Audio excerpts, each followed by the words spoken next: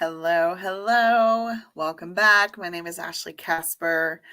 I go live every Monday, Wednesday, and Friday here on YouTube as well as Facebook.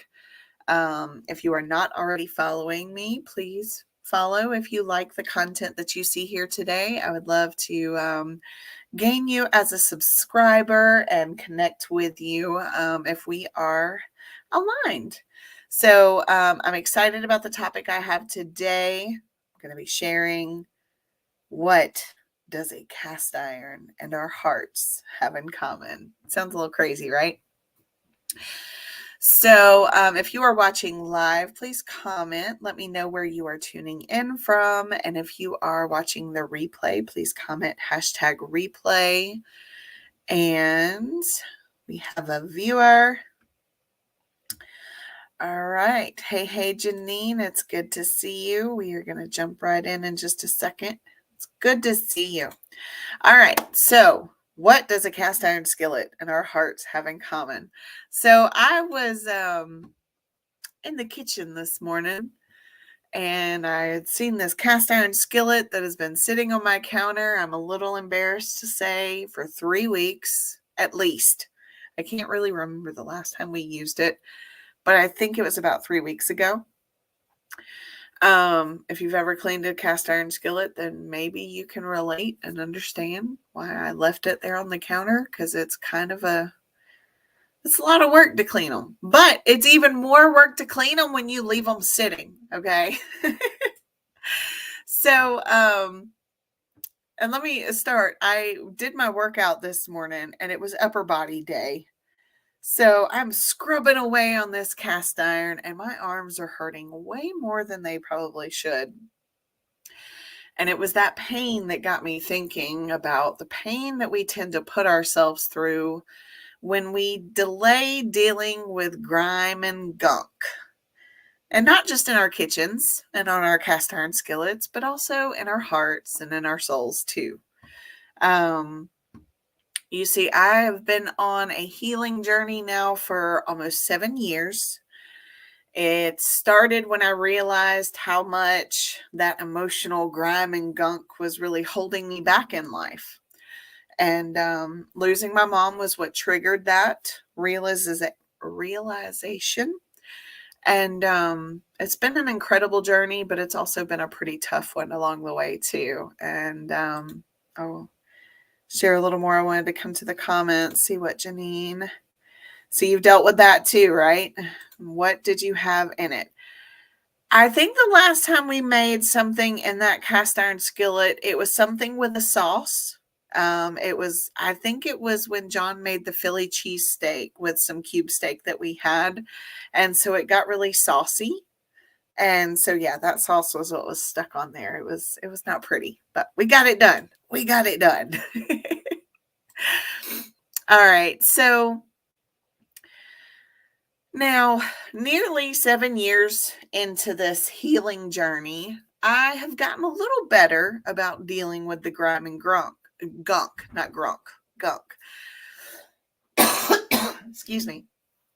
But sorry, I got off my list here. I'm trying to keep things in order. Okay, there we go. So, yeah.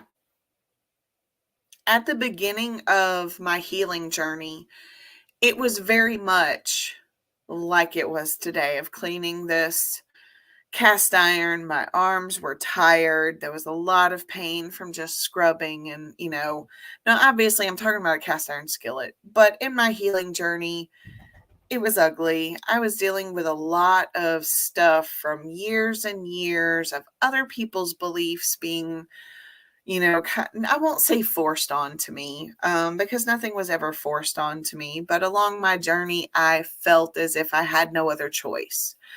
And so dealing with all of that and learning to unlearn it in a sense and relearn what I wanted to believe and do in my life, it was a lot of pain and frustration through that. Not to mention, I had some negative, I wasn't the nicest person. At a certain point in my life, I was not as positive as I am. I was really kind of woe is me. And so I had a lot to deal with and to heal from. And, some of that is still triggered today. We're human. Life continues to happen. It's going to continue to throw curveballs at us that, may give us a new wound that we need to heal. And what I've learned, because I've gotten a little bit better about not leaving my cast iron skillet on the counter for 3 weeks, not leaving my wounds unattended to for as long as I used to.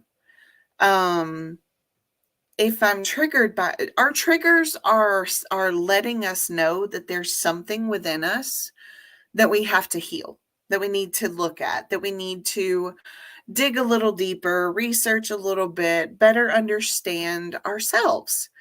Our triggers aren't for us to figure out, what's wrong with the person that triggered us. It's figuring out what's wrong, not wrong. There's nothing wrong with us, but what inside us needs to be healed. I mean, that's the best word for it. Cleaned up, tended to, healed, rewritten, unlearned. Like all of these words can be used to kind of fill in that space. But so, those things still happen, but the more like I said, I deal with them in the moment, my bounce back is so much better. I made a post the other day about my bounce back game was kind of, shocking me even, because we dealt with a situation last Monday that had it occurred a year ago, I would have been down for a while because I still wasn't sure how to deal with the gunk. So I hope that makes sense. Let's see what Janine is saying. She says, I'm not such I haven't been the same way losing David at such a young age and not dealing with the finances very well. And I understand that. So back to the story. Where did I leave off? So yeah, just like the skillet, when we let our emotional grime and gunk, I keep wanting to say grime and gunk sit for too long. When we do finally get to the point of dealing with it, it may take a little longer to work through. So today, I'm thankful, number one, for dealing with my gunk a little faster than I used to. And I'm also thankful for a clean cast iron skillet so that we can have a nice steak dinner on our date night at home this evening. So the takeaway from today is don't let the grime and gunk in your life fester. Whether it's in your kitchen, like a cast iron skillet sitting on the counter for 3 weeks, gross, I know, or in your heart, tackle it. Don't be afraid to seek support either. Having a community of people around you in the midst of grime and gunk in life is absolutely necessary. Hands down, that has been the biggest thing that has helped me learn to bounce back faster, along with dealing with it, because the support system, we learn from other people's mistakes too.